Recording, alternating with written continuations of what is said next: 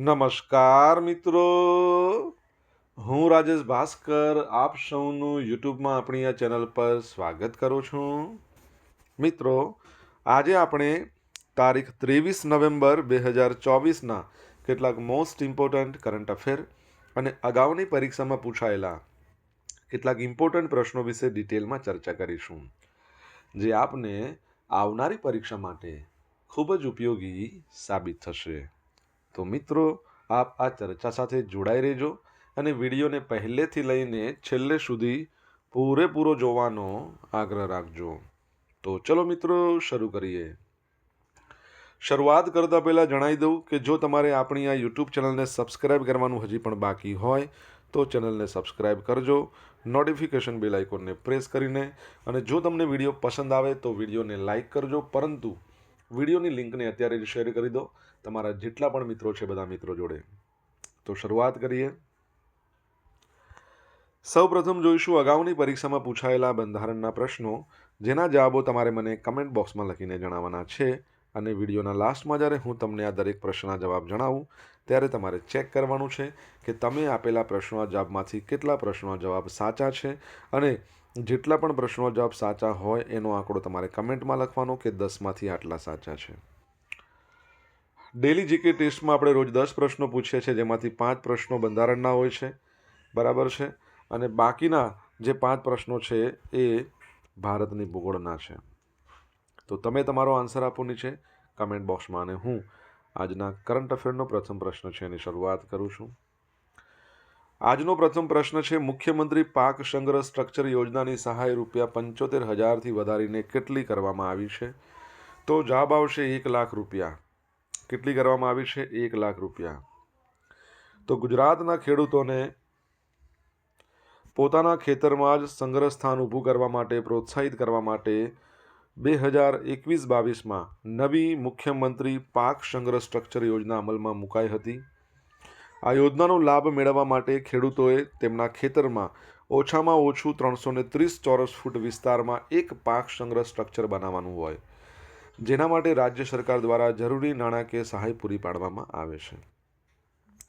આ યોજના અંતર્ગત રાજ્ય સરકાર દ્વારા ખેડૂતોને અગાઉના કુલ ખર્ચના 50% અથવા તો ₹75,000 સહાય આપવામાં આવતી હતી. ખેડૂતોને વધુમાં વધુ સહાય મળી રહે તે માટે મુખ્યમંત્રી ભૂપેન્દ્ર પટેલના નેતૃત્વ હેઠળ રાજ્ય સરકારે ચાલુ વર્ષે સહાયની રકમમાં વધારો કર્યો છે. હવે સ્ટ્રક્ચર બનાવવા માટે ખેડૂતોને આ યોજના હેઠળ કુલ ખર્ચના 50% અથવા તો 1 લાખ રૂપિયા, બેમાંથી જે ઓછું હોય એને સહાય આપવામાં આવે. મુખ્યમંત્રી પાક સંગ્રહ સ્ટ્રક્ચર યોજના અંતર્ગત વર્ષ 2021-22થી 23-24 સુધીમાં રાજ્યના 36,000થી વધુ ખેડૂતોને સંગ્રહ સ્થાન ઊભું કરવા માટે ₹184.27 કરોડથી વધુની સહાય ચૂકવવામાં આવી છે. ગુજરાતના ખેડૂતો આ યોજનાનો લાભ મેળવીને પોતાની ખેત પેદાશોને આશરે 16થી 17 મેટ્રિક ટન જેટલી સંગ્રહ ક્ષમતા ધરાવતા અને 330 ચોરસ ફૂટના સ્ટ્રક્ચરમાં લાંબા સમય સુધી વરસાદ, વાવાઝોડું, તીડ, પછી ચોરી આવી બધી આકસ્મિક આફતો સામે સુરક્ષિત રાખી શકશે. સાથે જ ખેતી કાર્યોમાં વપરાતી ખાતર, બિયારણ, દવા, ખેત ઓજારો, સિંચાઈના સાધનો, તાડપત્રી આવી બધી જે સામગ્રી છે ને એ પણ ખેડૂતો આ સંગ્રહ સ્ટ્રક્ચરમાં વ્યવસ્થિત રીતે સાચવી શકશે. તો યાદ રાખજો, 1 લાખ રૂપિયા કરવામાં આવ્યું છે, પરંતુ 50% અથવા તો 1 લાખ જેમાંથી ઓછું હોય ને એ આપવામાં આવશે. ઓકે, ચલો તમારા માટે પ્રશ્ન આપણે ગુજરાતના કૃષિ મંત્રી કોણ છે? કમેન્ટ બોક્સમાં લખીને જણાવો જો આવડતું હોય તો. તાજેતરમાં કોની ગુજરાતના પંચાયત સેવા પસંદગી મંડળના નવા અધ્યક્ષ તરીકે નિમણૂક કરવામાં આવી છે? તો મોના ખંધાર, જેઓને તમે ઇમેજમાં જોઈ શકો છો.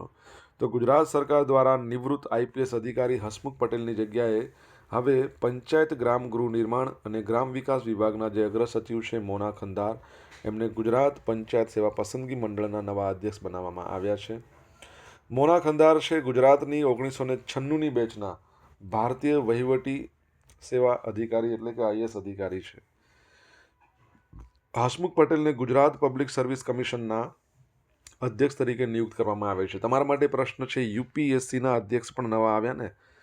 ડૉક્ટર મનોજ સોની હતા, એમની જગ્યાએ નવા આવ્યા છે. કોણ આવ્યા છે તમને ખબર હોય તો તમે કમેન્ટ બોક્સમાં લખીને જણાવો. 17નો જાદુ, 4નો જાદુ, નીતિ આયોગ, RBI, આ બધા શોર્ટ્સ છે, તમારે જોવાના બાકી હોય તો જોઈ લો. તમને પસંદ આવે તો લાઈક કરો, તમારા મિત્રો જોડે એને શેર કરો. ચેનલ સબસ્ક્રાઈબ કરવાની બાકી હોય તો સબસ્ક્રાઈબ કરો, નોટિફિકેશન બેલ આઇકોનને પ્રેસ કરીને. સુરતમાં કોચી જેવી વોટર મેટ્રોને સ્થાપિત કરવાની વિચારણા ચાલી રહી છે. તમને ખબર છે કે સુરતની અંદરથી તાપી નદી પસાર થાય છે. હવે તાપી નદી છે ને એ સુરતના જે લોકો છે, સુરતીઓ છે, એમના પીવાના પાણીની જીવાદોરી છે. પરંતુ હવે તાપી નદી પર બેરેજ એકવાર સાકાર થઈ જાય પછી સુરત જે મહાનગરપાલિકા છે એ તાપી નદીનો મહત્તમ ઉપયોગ કરીને તાપી રિવરફ્રન્ટને ધ્યાનમાં રાખીને વોટર ટ્રાન્સપોર્ટને ઇન્ટિગ્રેટેડ કરવાની વિચારણા કરી રહી છે. થોડા સમય પહેલાં પેરિસ ખાતે ટ્રાન્સપોર્ટેશન અંગેના વર્કશોપમાં ગુજરાત સરકાર વતી પ્રતિનિધિ તરીકે હાજર સુરત પાલિકા કમિશનર, શું નામ છે એમનું, શાલિની અગ્રવાલ, એમની સાથે જે કોચી વોટર મેટ્રો પ્રોજેક્ટના ટેકનિકલ હેડ પણ ઉપસ્થિત રહ્યા હતા.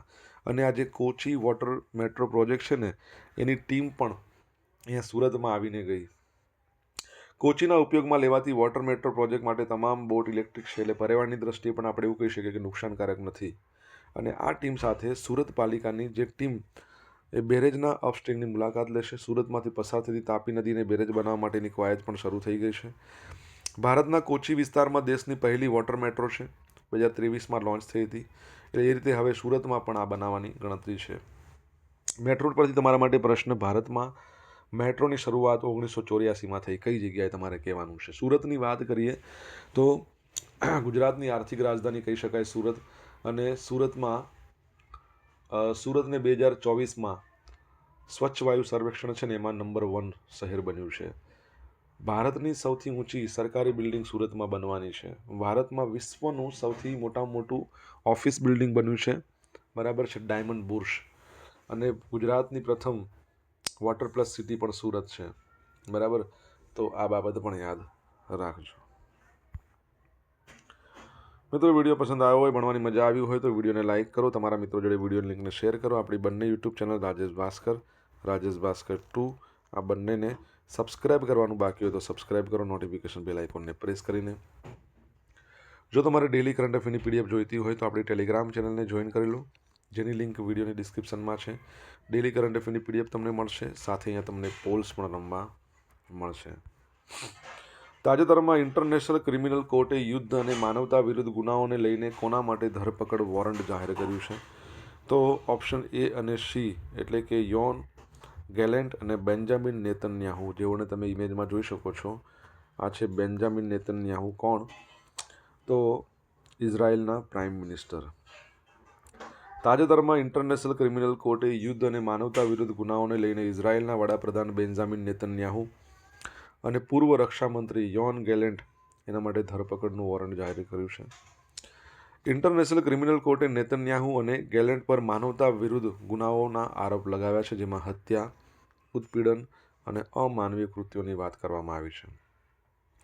આરોપ છે કે ઇઝરાયેલે ગાઝામાં નાગરિકો માટે ભોજન, પાણી, ચિકિત્સા સહાય જેવા જરૂરિયાતના સામાન પર પણ પ્રતિબંધ લગાવી દીધો છે, જેનાથી બાળકોના મોત થયા છે. અનેક લોકો સંકટનો સામનો કરી રહ્યા છે. કોર્ટે માનવા માટે યોગ્ય આધાર પણ મળ્યો છે કે નેતન્યાહુએ જાણી જોઈને નાગરિકોને નિશાન બનાવ્યા, જરૂરી સહાયતા રોકી દીધી, જેથી લોકોને ખૂબ જ પીડા ભોગવવી પડી છે. ઓકે, ICCની વાત કરીએ, ઇન્ટરનેશનલ ક્રિમિનલ કોર્ટ, એનું હેડક્વાર્ટર ક્યાં આવ્યું છે તમારે કહેવાનું છે. 2002માં એની સ્થાપના થઈ. ઇન્ટરનેશનલ ક્રિકેટ કાઉન્સિલની વાત કરીએ તો એનું હેડક્વાર્ટર દુબઈમાં છે. 1909માં એની સ્થાપના. ઓકે, આગળ વધીએ. બાયોગેસની જાગૃતતા ફેલાવવા માટે કેન્દ્રીય મંત્રી ગૃહ અને સહકારના અમિત શાહ એમણે બાયોગેસ અને બાયોફ્યુઅલ પર ચાલતી 12 કારનું ક્યાંથી પ્રસ્થાન કરાવ્યું? તો જવાબ આવશે હિંમતનગરથી. મને કહો, હિંમતનગરનું જૂનું નામ શું છે? ખબર હોય તો કમેન્ટમાં લખજો. તો ભારતભરમાં બાયોગેસની જાગૃતતા ફેલાવવા માટે કેન્દ્રીય ગૃહ અને સહકારિતા મંત્રી શ્રી અમિત શાહે બાયોગેસ અને બાયોફ્યુઅલ એના પર ચાલતી 12 કારનું હિંમતનગરથી પ્રસ્થાન કરાવ્યું. અમૂલ અને મારુતિ સુઝુકીના સંયુક્ત ઉપક્રમે આ કાર રેલીનું આયોજન કરવામાં આવ્યું છે. આ કાર રેલીનો ઉદ્દેશ પશુપાલકો દ્વારા દેશના પર્યાવરણ માટે તથા વિકાસ માટે જે કામ થાય છે એ અંગેની જાણકારી આપવાનો છે. આમ આ રેલી દેશના વિવિધ રાજ્યોમાં બાયોગેસની જરૂરિયાત સમજાવી આગામી 26 નવેમ્બરે જ્યારે આપણે મનાવીએ છીએ national milk day, doctor Verghese કુરિયનનો જન્મદિવસ, ભારતમાં શ્વેત ક્રાંતિના પ્રણેતા મિલ્કમેન ઓફ ઇન્ડિયા, અને 26 નવેમ્બરને બંધારણ દિવસ પણ કહેવાય છે. એટલે નેશનલ મિલ્ક ડેના દિવસે 1200 કિલોમીટરનું અંતર કાપી દિલ્હી પહોંચશે, જ્યાં આ કાર રેલીનું સમાપન થવાનું છે. ઓકે,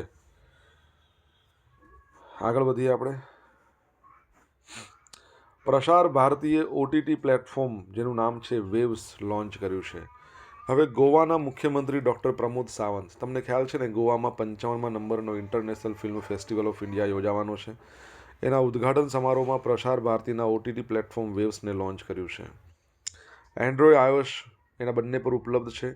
આ એપ્લિકેશનોનો ઉદ્દેશ waves the new waves of family entertainment tagline હેઠળ વિવિધ સામગ્રી પ્રદાન કરવાનો છે. વેવ્સમાં હિન્દી, અંગ્રેજી, બંગાળી, મરાઠી, કન્નડ, મલયાલમ, તેલુગુ, તમિલ, ગુજરાતી, પંજાબી, આસામી ભાષાનો સમાવેશ થાય છે. તે video on demand, free to play gaming, radio streaming, live TV streaming, 65 live channels, video અને ગેમિંગ કન્ટેન્ટ માટે બહુવિધ ઇન એપ ઇન્ટિગ્રેશન અને ઓનલાઈન શોપિંગ ઓફર કરશે. બરાબર છે. OTT over the top full form. Kerala રાજ્ય છે ને એનું પોતાનું OTT પ્લેટફોર્મ છે. ઓકે, પ્રસાર ભારતી 1997માં એની સ્થાપના, એના એક્ઝિક્યુટિવ કોણ છે, ચીફ કોણ છે તમારે કહેવાનું છે. માહિતી અને પ્રસારણ મંત્રાલય અંતર્ગત આવે પ્રસાર ભારતી, અને હાલમાં આપણા માહિતી અને પ્રસારણ મંત્રી છે, એમનું નામ છે અશ્વિની વૈષ્ણવ. બરાબર, યાદ રાખજો. સોશિયલ મીડિયાના માધ્યમથી તમે મારી જોડે કનેક્ટ કરી શકો છો. મારું ઇન્સ્ટા આઈડી છે rajesh.i.bhaskar. ફેસબુક આઈડી છે RI ભાસ્કર, અને ટેલિગ્રામ ચેનલ આપણી છે રાજેશ ભાસ્કર. અહીંયા ડેલી કરંટ અફેરની તમને PDF મળશે, તમને પોલ્સ રમવા મળશે. જો ભણવાની મજા આવી હોય તો વિડીયોને લાઇક કરો, તમારા મિત્રો જોડે વિડીયોની લિંકને શેર કરો. ચેનલ સબસ્ક્રાઈબ કરવાની બાકી હોય તો સબસ્ક્રાઈબ કરો, નોટિફિકેશન બેલ આઇકોનને પ્રેસ કરીને. અમેરિકાની કઈ યુનિવર્સિટી ટૂંક સમયમાં ભારતમાં કેમ્પસ શરૂ કરશે? તો જ્હોન હોપકિન્સ યુનિવર્સિટી. કઈ છે? John's Hopkins university. તો તાજેતરમાં કેન્દ્રીય શિક્ષણ મંત્રી, જેમનું નામ છે ધર્મેન્દ્ર પ્રધાન, એમણે અમેરિકાના મેરીલેન્ડમાં સ્થિત છે જ્હોન હોપકિન્સ યુનિવર્સિટીના અધિકારીઓ સાથે ભારતમાં તેનું કેમ્પસ સ્થાપવા અંગે ચર્ચા કરી હતી. આ બેઠક દરમિયાન યુનિવર્સિટી સાથે શૈક્ષણિક અને રિસર્ચ જગતમાં ભારત સાથે સહયોગ અંગે પણ ચર્ચા કરવામાં આવી.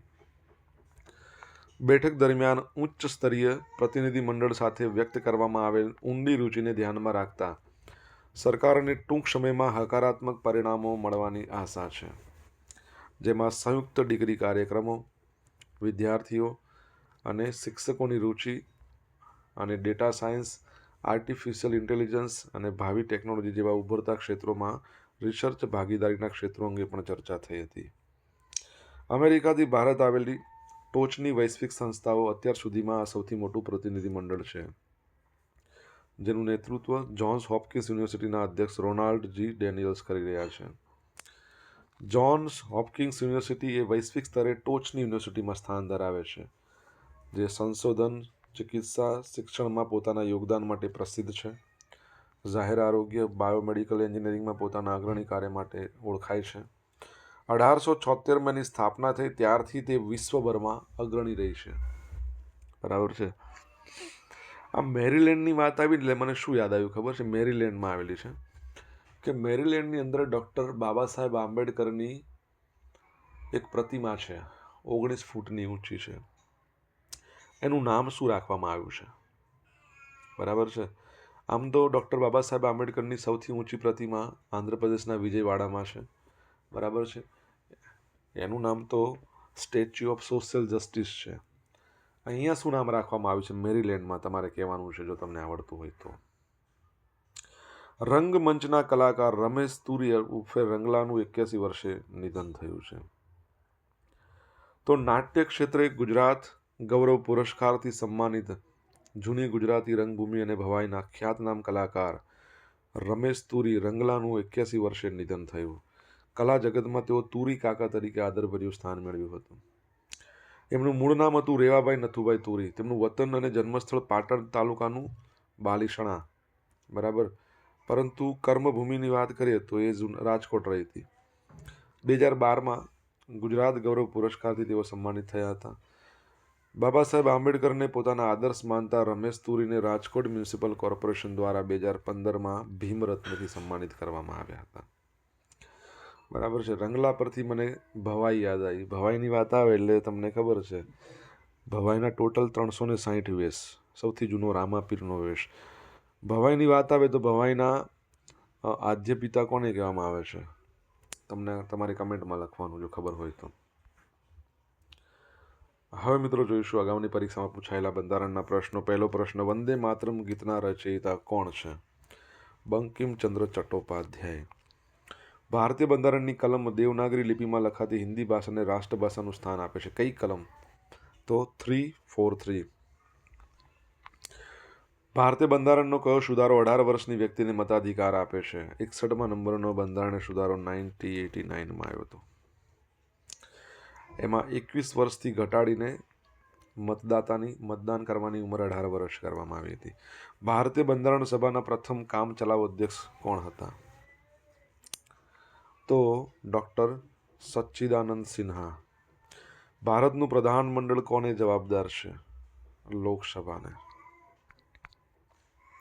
હવે જોઈશું અગાઉની પરીક્ષામાં પૂછાયેલા ભારતની ભૂગોળના પ્રશ્નો. પહેલો પ્રશ્ન, અબ્દુલ કલામ ટાપુ ક્યાં આવેલો છે? ઓડિશામાં. જૂનું નામ વ્હીલર દ્વીપ. ફાસ્ટ બ્રીડર રિએક્ટરમાં ફાસ્ટ શબ્દ શું સૂચવે છે? તો ન્યુટ્રોનની ગતિ. ઓગસ્ટ 2016માં ભારતની પહેલી શસ્ત્ર પરમાણુ સબમરીનનો નૌકાદળમાં સમાવેશ કરવામાં આવ્યો. એનું નામ શું? તો INS અરિહંત. ઓપરેશન શક્તિ ન્યુક્લિયર વેપન પ્રોગ્રામ વખતે ભારતના પ્રધાનમંત્રી કોણ હતા? ઓપરેશન શક્તિ આવે તો અટલ બિહારી વાજપેયી. અને શરૂઆતમાં જે 1974માં ધડાકો થયો હતો સ્માઇલિંગ બુદ્ધા, એ વખતે કોણ હતા? તો ઇન્દિરા ગાંધી હતા. કાર્બન ડાયોક્સાઇડના અવલોકન માટે તાનસેટ નામના ઉપગ્રહને સફળ લોન્ચ કરનાર દેશ? ચાઇના. હવે મિત્રો જોઈશું ગઈકાલે પૂછેલા પ્રશ્નોના જવાબ. પહેલો પ્રશ્ન, ગુજરાતના કયા શહેરમાં 19 નવેમ્બરે સંયુક્ત વિમોચન 2024 એક્સરસાઇઝનું આયોજન કરવામાં આવ્યું? પોરબંદરમાં. સેકન્ડ પ્રશ્ન, રાષ્ટ્રપતિ શ્રીમતી દ્રૌપદી મુર્મુએ કોને નવા નિયંત્રક અને મહાલેખા પરીક્ષક તરીકે નિયુક્ત કર્યા છે? તો કેગ એટલે કોણે નિયુક્ત કર્યા છે? તો સંજય મૂર્તિને. હવે મિત્રો આજે પૂછેલા પ્રશ્નોના જવાબ જોઈ લઈએ. પહેલો પ્રશ્ન એવો પૂછવામાં આવ્યો હતો, ગુજરાતના કૃષિ મંત્રી કોણ છે? કેન્દ્રમાં તો શિવરાજસિંહ ચૌહાણ છે. ગુજરાતમાં કોણ? રાઘવજીભાઈ પટેલ. બરાબર. સેકન્ડ પ્રશ્ન, જીપીએસસીના અધ્યક્ષ, જીપીએસસીના નહીં યુપીએસસીના અધ્યક્ષ કોણ છે? તો પ્રીતિ સુદાન. ત્રીજા નંબરનો પ્રશ્ન, ભારતમાં મેટ્રોની શરૂઆત 1984માં કોલકાતા. અંડરગ્રાઉન્ડ પણ ત્યાં જ, અંડર વોટર પણ શરૂઆત ત્યાં જ થશે. ચોથો પ્રશ્ન, ઇન્ટરનેશનલ ક્રિમિનલ કોર્ટ એનું હેડક્વાર્ટર હેગ, નેધરલેન્ડના. પાંચમો પ્રશ્ન, હિંમતનગરનું જૂનું નામ? અહમદનગર. અહમદ બાદશાહે 2 નગર વસાવ્યા, અહેમદાબાદ અને અહમદનગર. પ્રસાર ભારતી એના જે એજન્સી એક્ઝિક્યુટિવ છે ગૌરવ દ્વિવેદી. શું નામ છે? ગૌરવ દ્વિવેદી. સાતમા નંબરનો પ્રશ્ન, મેરીલેન્ડની અંદર ડૉક્ટર બાબા સાહેબ આંબેડકરનું 18 ફૂટનું સ્ટેચ્યુ છે, એનું નામ શું છે? Statue of equality. યાદ રાખજો, સ્ટેચ્યુ ઓફ ઇક્વાલિટી.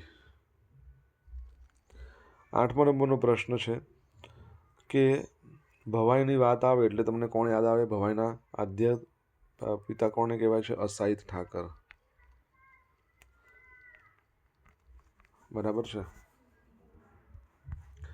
હવે મિત્રો જોઈશું ગઈકાલના કરંટ અફેરમાંથી પૂછેલા કેટલાક ઇમ્પોર્ટન્ટ પ્રશ્નો, જેના જવાબો તમારે કમેન્ટમાં લખવાના. પહેલો પ્રશ્ન, ગુજરાતમાં 11મી ચિંતન શિબિરનું આયોજન ક્યાં કરવામાં આવ્યું? સેકન્ડ પ્રશ્ન, તાજેતરમાં કઈ યુનિવર્સિટીમાં 3 દિવસીય બ્રિક્સ એજ્યુકેશન એક્સપિડિશન યોજવામાં આવ્યું? જવાબ આવડતો હોય તો કમેન્ટ બોક્સમાં લખજો. તો તો આ હતા આજના દિવસના કેટલાક મોસ્ટ ઇમ્પોર્ટન્ટ કરંટ અફેર અને અગાઉની પરીક્ષામાં પૂછાયેલા ઇમ્પોર્ટન્ટ પ્રશ્નો એના જવાબોની સાથે. આશા રાખું બધાને ભણવાની મજા આવી હશે. મજા આવી હોય તો વિડીયોને લાઇક કરો, તમારા મિત્રો જોડે વિડીયોની લિંકને શેર કરો. આપણી બંને યુટ્યુબ ચેનલ રાજેશ ભાસ્કર 2 બંનેને તમારે કરવાની છે સબસ્ક્રાઇબ, જો બાકી હોય તો નોટિફિકેશન બેલ આઇકોનને પ્રેસ કરીને. તો મિત્રો thank you so much for watching this video. Have a nice day. જય હિન્દ, જય ભારત.